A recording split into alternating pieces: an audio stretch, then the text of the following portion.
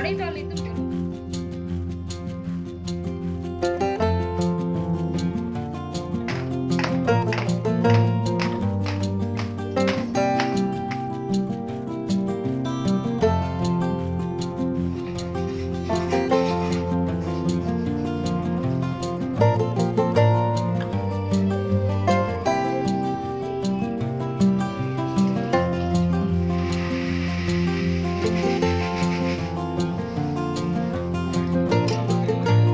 नहीं, दाल का तो बोल है। गुड मॉर्निंग एवरीवन, नमस्ते and welcome welcome back to my new vlog. तो कैसे हो आप सब? उम्मीद करती हूँ आप सभी बहुत ही बढ़िया होंगे, खुश होंगे, मज़े में होंगे। और मैं भी अब ठीक हूँ। 2 दिन से वीडियो नहीं आ रहा था क्योंकि 2 दिन से मेरी तबीयत जो थी ना वो थोड़ी सी ठीक नहीं थी। अभी भी आपको मेरी आवाज़ से ना लग रहा होगा, थोड़ी सी आवाज़ मोटी मोटी सी आ रही है। तो थोड़ा थोड़ा सा मतलब जुकाम था और बॉडी पेन हो रहा था एक्चुअली। और कल तो सर में इतना ज़्यादा हेडेक था ना कि कुछ भी काम करने का मन नहीं हो रहा था। तो इसीलिए आज है ना थोड़ा सा टाइम से उठ गई हूँ। बच्चों के स्कूल की छुट्टी है लेकिन फिर भी 5:30 बज रही है। अभी 5:30 बजे आज उठ गई थी।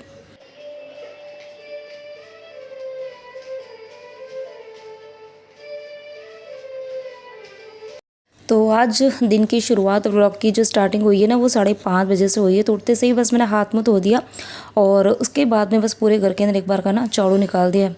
और आजकल झाड़ू निकालना इतना ज़्यादा ज़रूरी होता है ना, सुबह सुबह वो भी इतना अच्छे से रगड़ रगड़ के निकाल देती हूँ ना।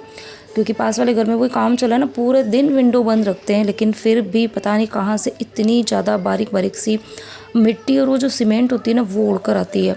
तो उड़ते से ही ना, जैसे ही मतलब चलती हूँ ना तो पैर में इतना ज़्यादा रफ़ लगता है, इतनी मिट्टी पैर में आती है ना तो बिल्कुल अच्छा नहीं लगता है। तो उठते से ही मतलब सबसे पहला काम ही यही होता है कि पूरे घर में अच्छे से झाड़ू निकाल दो। और दिख भी रहा होगा आपको कि कितनी बारीक बारीक सी मिट्टी जो है ना वो निकली है। और अभी कुछ देर में मैं आपको मेरे किचन के हाल बताऊंगी। शायद इस तरीके से जैसे उठती हो ना तो उठते से ही इस तरीके का किचन आपको कभी देखने नहीं मिलेगा। मेरा किचन मतलब मैं रात को सोती हूँ ना तो पूरा किचन और किचन भी क्लीन करती हूँ, सिंक वगैरह पूरी साफ़ करके सोती हूँ। कभी एक स्पून जो होता है ना वो भी मैं सिंक के अंदर जूठा नहीं रखती हूँ। लेकिन कल वही है कि तबीयत ऐसी हो रही थी और फिर कल रात को मतलब टैबलेट वगैरह ली, चाय वगैरह बनाई थी, बच्चों ने बनाई थी चाय, चाय बना के दी थी। तो फिर वो बर्तन वगैरह था ना वो ऐसे ही पड़े रह गए थे और थोड़ी सी लेट ही बनाई थी, इसलिए फिर मैंने बच्चों को भी नहीं बोला। बाकी मतलब छोटा मोटा काम तो बच्चे कर ही लेते हैं, आपने देखा ही होगा। तो चलिए कोई बात नहीं, अब थोड़ा सा ठीक लग रहा है आज से।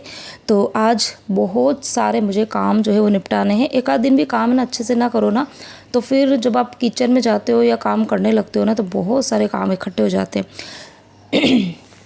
तो और बस अभी फटाफट से पहले तो जो सुबह सुबह वाले जो छोटे मोटे काम है पहले मैं वो करूँगी, फिर नहाने के लिए जाऊँगी और फिर उसके बाद में काम जो है वो करूँगी। तो घर के बेसिक काम तो है ही है, साथ में आज मुझे कुछ एक्स्ट्रा काम करना है। 1-2 रेसिपीज़ बनानी है, आप लोगों के साथ में शेयर करूँगी। और कल घर पर आने वाले हैं कोई, कौन आएंगे वो तो आपको कल वाले ब्लॉग में पता चल जाएगा।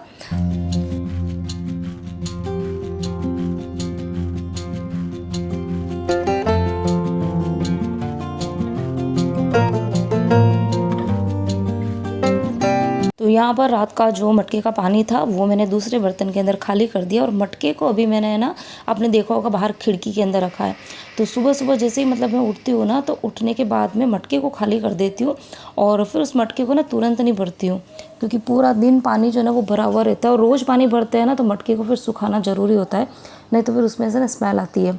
तो ये मतलब अभी 1-1.5 घंटा ऐसे ही मैं रखूँगी, फिर उसके बाद में इसके अंदर नया पानी भरूँगी। तो कल तबीयत तो मेरी ठीक नहीं थी लेकिन ना फ्रीज़ में सब्जियां बिल्कुल भी नहीं थी तो मैं फिर सब्ज़ी मार्केट गई थी। तो अभी जैसे कि सर्दियां जाने ही वाली है ना तो फिर मटर जो है वो थोड़े से सस्ते हो गए हैं। तो मैं मटर अभी लेकर आ रही हूँ ताकि मैं इनको ना फ्रोज़न करके रख सकूँ। तो कल 3 किलो मटर लेकर आई थी, साथ में मोगरी भी लेकर आई थी और भी कुछ सब्जियाँ भी लेकर आई थी। तो वो मैंने बस 2 के कपड़े पर फैला रखी है। और ये मटर के दाने जो थे ना वो मतलब हम सब ने मिलकर निकाले थे। तो रात को तो मेरी तबीयत ठीक थी नहीं तो उसको मैंने ना ऐसे ही थैली में भर के रख दिया था। तो अभी मैं इनको फ्रोज़न कैसे करती हूँ वो आपको बताती हूँ। चलिए, बहुत ही इजी तरीके से मैं फ्रोज़न करती हूँ। मटर को बस मैंने रात दाने निकाल दिए थे, उसके बाद में इसको छलनी से अच्छे से छान देती हूँ ताकि इसके अंदर बिल्कुल भी कोई कचरा या छिलका कुछ भी ना रहे। और उसके बाद में बस ये सिंपल सी जो थैली है ना इसके अंदर भर के और मैं फ्रीज़र के अंदर रख देती हूँ बस। बाकी बहुत सारे लोग मटर को गर्म पानी के अंदर डालते हैं, उसके बाद में उसको फिर थोड़ा सा सुखाते हैं, देन उसको डीप फ्रीज़ करते हैं। लेकिन मुझे वो तरीका बिल्कुल भी सही नहीं लगता है, क्योंकि ना थोड़े से टाइम बाद में उस मटर के अंदर है ना एक अलग सी स्मेल आने लग जाती है। और इसीलिए मुझे जो बाहर मार्केट के फ्रोज़न मटर है ना वो बिल्कुल भी अच्छे नहीं लगते, उनका टेस्ट अच्छा नहीं लगता है। मजबूरी में ठीक है, कभी कभी जब सीज़न नहीं होती ना तो लाना पड़ता है, लेकिन वही है कि मजबूरी के अंदर खाते हैं। बाकी ना इस तरीके से आप एक बार डीप फ्रीज़ करके रखना, मटर को कुछ भी नहीं होता है, मतलब 5-6 महीने तक भी पड़े रहेंगे ना तो मटर ख़राब नहीं होते। तो यहाँ पर बस मैंने मटर को रख दिया था फ्रीज़ के अंदर। और अब सब्जियों के अंदर मतलब ज़्यादा तो कुछ नहीं लेकर आई थी, फ्रूट लाई थी, 1-2 पपाया लेकर आई थी और पेरू लेकर आई थी। और साथ में ना नींबू तो आजकल सस्ते हैं, तो बस हर 3 से 4 दिन में बस मैं नींबू लेकर आई जाती हूँ। तो जहाँ पर भी सब्जियों के अंदर मुझे कुछ खटाई वगैरह डालनी होती है ना, तो मैं आजकल इमली कम डालती हूँ या फिर दूसरा कुछ भी नहीं डालती हूँ, नींबू डालती हूँ। क्योंकि नींबू वही है कि सस्ते हैं और हेल्दी भी होते हैं ना, तो ठीक है, जब सस्ते हैं तब अच्छे से खा लेना चाहिए। और उसके बाद मैं हरी मिर्ची लेकर आई थी, तो हरी मिर्ची के मैंने यहाँ पर डंठल निकाल दिए थे। और बस ये इतना ही काम मैंने किचन का किया था। और किचन आपने भी देखा होगा ना, कुछ बर्तन रात के मेरे पड़े हुए थे, तो बस वो मैंने सारे क्लीन कर दिए थे। तो एक बार का मैंने किचन को सेट कर दिया, ताकि बस मेरे सुबह के जो काम की शुरुआत है ना वो अच्छे से हो। और उसके बाद में बस मैं सीधी आई थी मेरे वाले रूम में, तो मुझे बिस्तर जो थे वो फोल्ड करने थे। और बाहर अब आपको दिख ही रहा होगा कि 6 बजे का कुछ टाइम हो रहा था, और 6 बजे आजकल है ना थोड़ा सा उजाला होने लग जाता है। क्योंकि अब सर्दियाँ वो है ना कि बिल्कुल, मतलब हमारे यहाँ तो है ही नहीं सर्दी, कोई नहीं कहेगा कि भी सर्दियाँ चल रही है। तो कहीं कहीं पर है मौसम ठंडा, लेकिन हमारे यहाँ पर तो अच्छी खासी गर्मी होने लग गई है। तो यहाँ पर बस मैं बिस्तर फोल्ड करने आई थी, लेकिन फिर एकदम से याद आया कि 2 दिन से मैंने एक्सरसाइज जो थी ना वो बिल्कुल भी नहीं करी थी। खैर आज भी इतना मतलब मेरी बॉडी वो नहीं थी कि मैं अच्छे से एक्सरसाइज करूँ, वो भाग भाग के जो करती हूँ ना, दौड़ दौड़ के अच्छे से, वो मैं नहीं कर सक रही थी। लेकिन हाँ, मैंने सोचा कि चलो बैठ के थोड़ा सा योगा तो कर ही सकती हूँ। तो योगा में मैं प्राणायाम, मुझे किसने पूछा था कि एक्सरसाइज में आप योगा में स्पेशली क्या क्या करते हो, तो खैर योगा इतनी ज़्यादा मुझे आती नहीं है, लेकिन हाँ मुझे ना कार्डियो एक्सरसाइज करना ज़्यादा अच्छा लगता है। कम टाइम में कार्डियो एक्सरसाइज जो होती है ना, उससे पूरी बॉडी अच्छे से वो हो जाती है, आपकी एक्टिव हो जाती है। तो योगा में तो क्या है, एकदम बैठ के फिर आपको करना होता है। तो सुबह सुबह खैर मेरे पास इतना टाइम नहीं होता है, लेकिन आज सिर्फ मैंने योगा ही करी थी, कार्डियो एक्सरसाइज नहीं करी थी। तो एक तो प्राणायाम करती हूँ और साथ में अनुलोम विलोम करती हूँ। तो प्राणायाम जो होता है ना वो मतलब पेट के लिए बहुत अच्छा होता है। किसी को जैसे ना बहुत ज़्यादा गैस की प्रॉब्लम है, इंडाइजेशन है, और पूरे दिन पेट में जैसे भारीपन सा लगता है, कम खाना खाने के बाद में भी ऐसा लगता है ना कि पेट एकदम भरा भरा सा है, तो उनको है ना प्राणायाम जो है वो रोज़ करना चाहिए। स्टार्टिंग जो होती है वो 5-6 से आप स्टार्ट करो, फिर उसके बाद में धीरे धीरे आप काउंटिंग जो है वो बढ़ा सकते हो। तो प्राणायाम और अनुलोम विलोम उनके लिए सही रहता है ना कि खैर अनुलोम विलोम में ना आपको पूरी बॉडी में कुछ भी तकलीफ हो ना, उसके लिए अनुलोम विलोम तो बहुत फ़ायदेमंद होता है। लेकिन यदि जिनको है ना एलर्जी की प्रॉब्लम है, या जिनको जो होता है ना कि ये रेस्पिरेशन से रिलेटेड कुछ प्रॉब्लम होती है, सांस की तकलीफ है, तो उनके लिए अनुलोम विलोम तो बहुत ज़्यादा ज़रूरी होता है। तो बस मैंने ये 1-2 एक्सरसाइज करी, उसके बाद में थोड़ी सी शोल्डर की एक्सरसाइज तो मैं करती हूँ, क्योंकि मेरे शोल्डर जो है वो थोड़े से टाइट से रहते हैं, मतलब फ्रीज़ रहते हैं, तो इसीलिए मैं सुबह सुबह इनकी एक्सरसाइज करती हूँ। और बस ये करने के बाद में बिस्तर वगैरह फोल्ड किए, फिर चली गई थी सीधे नहाने के लिए। और बस अब नहा के निकली हूँ और अब पहुँच चुकी हूँ मेरे कार्यक्रम वाले स्थल पर। तो बस अब किचन में आ चुकी हूँ। तो अब किचन में मेरे जो काम है वो स्टार्ट होंगे। तो सबसे पहले बस मैं फटाफट से खाना बना के रख दूँगी। दाल बनाऊँगी, मिक्स दाल बनाऊँगी, और साथ में मोगरी रात की साफ़ करके रखी हुई है तो वो बना दूँगी, और आटा लगा दूँगी, और चावल भिगो के रख दूँगी। तो बस फटाफट से आधे घंटे में पहले ये काम मैं निपटाऊँगी, और उसके बाद में फिर आएंगे हमारे मेन रेसिपी की तरफ। तो 2 चीज़ें आप लोगों के साथ में शेयर करूंगी, और वीडियो देखना ज़रूर आगे का, अच्छी लगेगी आपको रेसिपी। तो यहाँ पर बस मम्मी जी बाबूजी जो थे वो बाबूजी नहा के निकल गए थे, और टीवी में मैंने पूजा लगा रखी है। और सुबह सुबह आपने देखा होगा मैंने एक भजन चलाया था, मुझे बहुत ज़्यादा पसंद आता है वो वाला भजन। तो मुझे किसी ने पूछा था कि श्रद्धा कौन सा भजन लगाते हो, तो अगर आपने सुना हो अच्छे से, तो स्टार्टिंग में मैंने एक भजन लगाया था। मुझे इतना ज़्यादा वो पसंद आता है ना सुबह सुबह, मतलब अगर मैं अकेली उठती हूँ ना सुबह सुबह जल्दी, तो मैं वो भजन लगाती हूँ। और यदि मम्मी जी बाबूजी इनमें से अगर कोई उठ जाता है ना, तो फिर मैं सुबह उठते से ही पूजा या फिर कोई जो कुछ सुनना चाहते हैं ना, तो वो चीज़ें मैं लगा देती हूँ। बाकी मुझे तो वो भजन बहुत ज़्यादा पसंद आता है। तो यहाँ पर बस मैंने मोगरी जो थी वो निकाल दी थी, उसको धो दिया पानी से।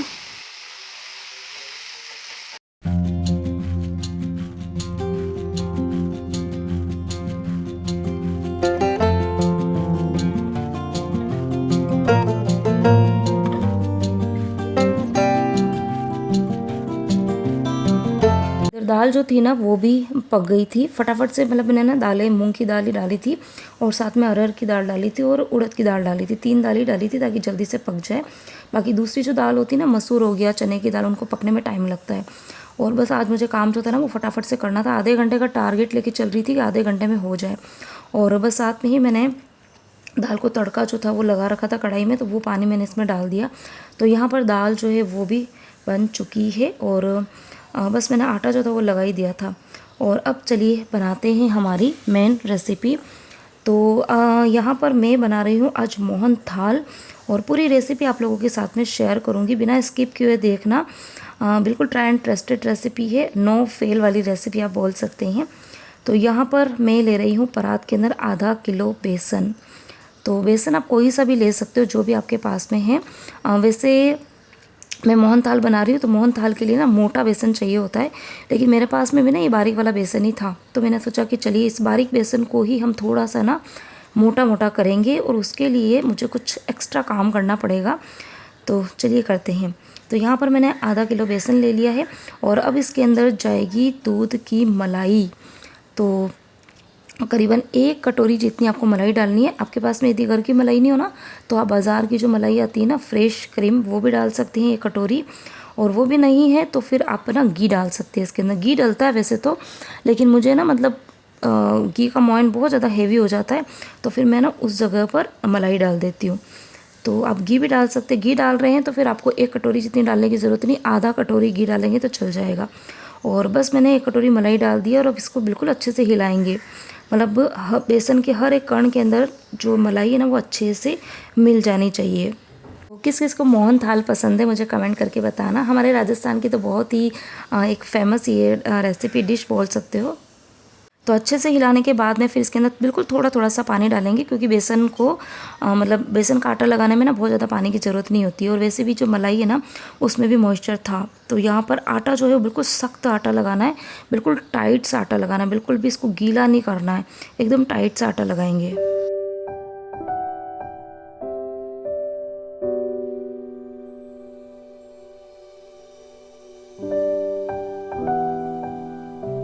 तो यहाँ पर आटा जो था वो लगा दिया था मैंने। और अब मैंने बड़ी सी एक कढ़ाई ली है और जिसमें मैंने डाला है घी। तो ये बस वही घर का बना हुआ ही घी है। तो घी एक तरफ मेल्ट होगा और तब तक मैं यहाँ पर जो मैंने बेसन लगाया था ना उसके मैं बनाऊँगी एकदम छोटे छोटे से मुठिए। तभी मैं आपको बताऊँगी किस तरीके के मुठिए मैं बना रही हूँ। तो बिल्कुल छोटे छोटे और पतले पतले से मुठिए हमको बनाने हैं। और फिर ये घी जब अच्छे से गर्म हो जाएगा तो फिर इन मुठियों को इस घी के अंदर हम फ्राई करेंगे। तो मिठाई जब भी बनती है, मैं जब भी फेस्टिवल पे मिठाई बनाती हूँ ना तो मुझे ये वाला कमेंट आता है कि आप सभी चीज़ें घी में फ्राई क्यों करते हो, रिफाइंड ऑयल में भी कर सकते हैं ना। तो देखो मिठाई ऐसी चीज़ होती है ना कि जिसका जो टेस्ट होता है ना, ओरिजिनल टेस्ट जो होता है ना वो हमेशा घी के अंदर आता है, तेल के अंदर नहीं आता है। तो इसीलिए मेरा तो ये है कि कम बनाओ कम खाओ, लेकिन अच्छे से बनाओ और अच्छे से बना के खाओ। तो मेरा तो बस यही है। तो मिठाइयाँ मैं कम ही बनाती हूँ, आपने देखा होगा वार त्यौहार ही बनती है, लेकिन जब बनाती हूँ तो अच्छे से बनाती हूँ। तो यहाँ पर घी जो था वो बस अच्छे से गर्म नहीं हुआ था, तब तक मैंने सोचा कि यहाँ पर चाशनी बना देते हैं। तो मोहन थाल के अंदर चाशनी का बहुत ही मेन रोल होता है। तो यहाँ पर देखो आधा किलो मैंने बेसन लिया था, तो जितना बेसन लिया है उतनी ही शुगर लेनी है और जितनी शुगर ली है उसका बिल्कुल आधा पानी उसमें डालना है। तो ये एकदम परफेक्ट मेज़रमेंट है। आप कोई भी कटोरी वगैरह ले सकते हो, कटोरी हो गई, कोई बाउल हो गया, तो उसके मेज़रमेंट से आपको बेसन लेना है और जितना आपने बेसन लिया है उतना का उतना ही आपको शक्कर लेनी है और शक्कर का बिल्कुल आधा आपको पानी लेना है। तो ये इसका परफेक्ट मेज़रमेंट है। बाकी आपको भी मैं चाशनी बताऊंगी कि कितने तार की रखनी है और कैसे उसको चेक करना है चाशनी को। तो यहाँ पर बस मैं काम कर ही रही थी, फिर मम्मी जी अंदर आए तो मैंने सोचा कि चलो ये आ ही गए हैं किचन में तो थोड़ी बहुत इनकी भी मैं हेल्प ले लेती हूँ।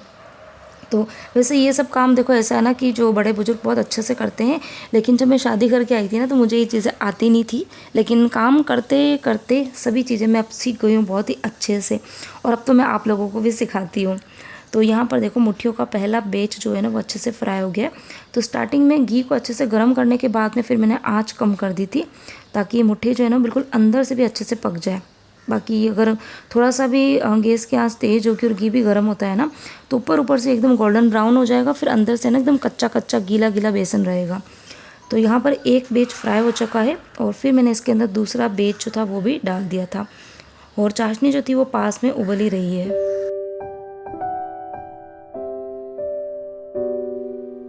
और यहाँ पर वो जो मुठिया को फ्राई करने का काम मम्मी जी कर रहे थे, तब तक मैंने सोचा कि यहाँ पर मैं दूसरा काम कर लेती हूँ। तो मुझे यहाँ पर कोकोनट पाउडर जो था वो बनाना था। तो बस मैंने यहाँ पर जो कोकोनट मेरे पास में जो पूरा वाला होता है ना वो था, तो उसके पहले छिलके मम्मी जी ने निकाल दिए थे और एकदम पतले पतले स्लाइस कर दिए थे। तो बस इसको मैंने मिक्सी जार में डाल के इसका बना दिया है पाउडर। तो ये हमारा होममेड खोपरे का जो बूरा है ना वो बनकर रेडी हो चुका है। और उसके बाद में जितने भी मुठिए थे ना उसको तोड़ना है, और तोड़ने के बाद में फिर उसको पीसना होता है। तो इस तरीके से बेसन, अगर बारीक बेसन होता है ना तो उसका एकदम मोटा मोटा कण बन जाता है, और इस तरीके से जो मोहन थाल बनता है ना उसका टेस्ट बहुत अच्छा आता है। बाकी बहुत सारे लोग क्या करते हैं कि पहले से ही मोटा बेसन पिसा हुआ रहता है ना, उसको घी डाल के बहुत अच्छे से सेकते हैं। तो एक वो तरीका भी होता है, लेकिन ऑथेंटिक जो हमारे राजस्थान का जो तरीका है ना वो ये वाला है।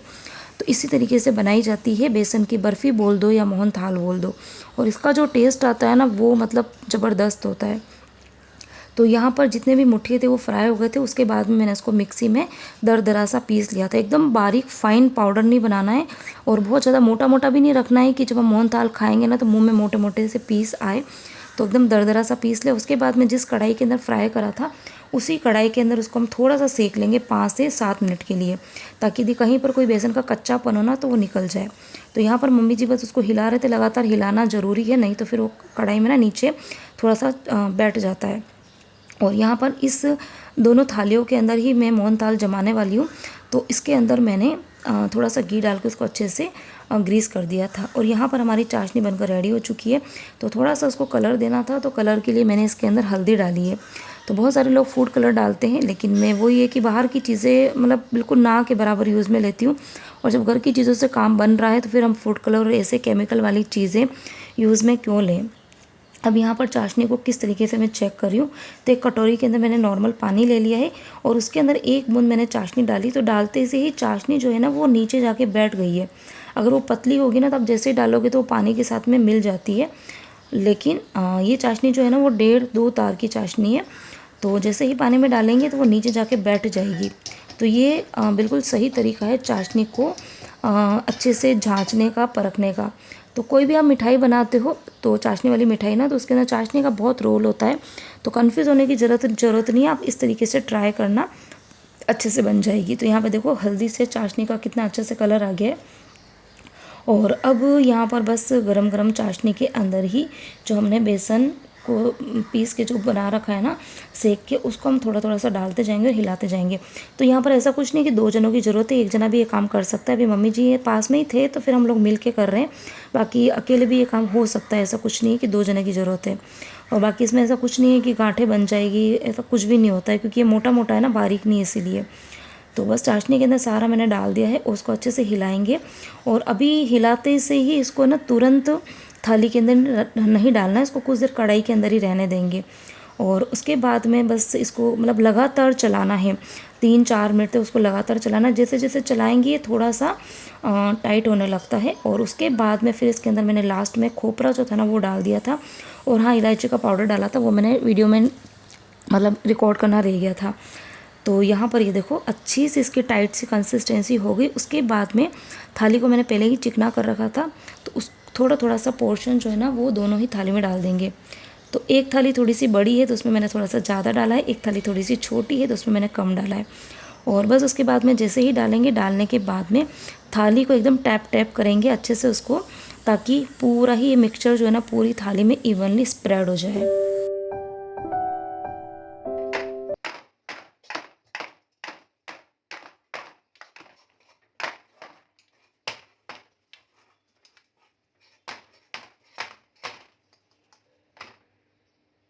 तो यहाँ पर पूरा मिक्सचर जो है देखो अच्छे से स्प्रेड हो गया, एकदम इवनली स्प्रेड हो चुका है। और उसके बाद में यहाँ पर मैंने कुछ ड्राई फ्रूट जो थे ना, ड्राई फ्रूट तो क्या, खाली मैंने बादाम को हाथ से ही मतलब एकदम बारीक बारीक सा कट किया था, लंबा लंबा, और उसको बस इस तरीके से ऊपर हम स्प्रेड कर देंगे। तो कितनी अच्छे से देखो ये मिठाई जो है बनी है। और उसके बाद में एक कटोरी की जो हेल्प लेंगे, तो जो नीचे वाला भाग होता है उसका ना, उससे हम थोड़ा सा उसके ऊपर थोड़ा सा घुमा देंगे, ताकि जितने भी ये बादाम वगैरह है ना वो मिक्सचर में थोड़े से अंदर की तरफ दब जाए, ताकि जब हम इसकी कटिंग करेंगे ना तो वो फिर है ना, नहीं तो निकल के जाते हैं, बिखर के जाते हैं। तो हल्का सा कटोरी से मैंने घुमा दिया ताकि वो अंदर की तरफ थोड़े से सेट हो जाए। तो यहाँ पर हमारा मोहन थाल बनकर रेडी हो चुका है, और बस इसको 5 से 7 मिनट में इसके ऊपर मैं कट लगाऊंगी। लेकिन ये वाला जो वीडियो है ना वो आपको नेक्स्ट व्लॉग में देखने मिलेगा, और एक और जो मैं रेसिपी बताने वाली हूँ ना वो भी आपको नेक्स्ट वीडियो में देखने मिलेगी।